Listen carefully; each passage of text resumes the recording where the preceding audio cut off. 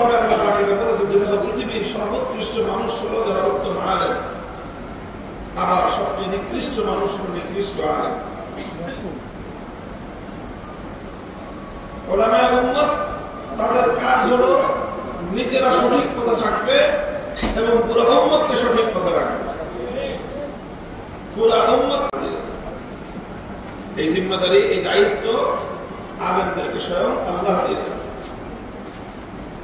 গালিবান ইমামে আযম আবু হানিফা রাহমাতুল্লাহ আলাইহি সম্পর্কে বা ওনার সিরাতের একটা ঘটনা পাওয়া যায়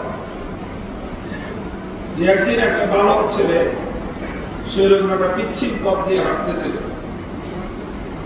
ইমাম আবু হানিফা রাহমাতুল্লাহ আলাইহি বালক ছেলেটাকে পিছন দিয়ে ডেকে বললেন, নাই সাবধানে হাঁটো, কিন্তু একটুখানি পা পিছলে গেলে কিন্তু পড়ে যাবে।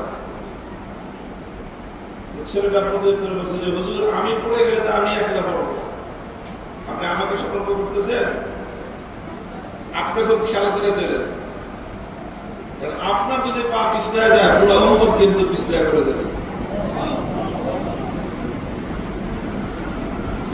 ইমাম আযম আল ইমামু যামিনুন ওয়াল মুয়াজ্জিনু মু'তামানুন, আল ইমামু যামিনুন ওয়াল মুয়াজ্জিনু মু'তামানুন। নবীর হাদিস, সহিহ হাদিস, যে ইমাম সমস্ত মুসল্লিদের নামাজের জিম্মাদার।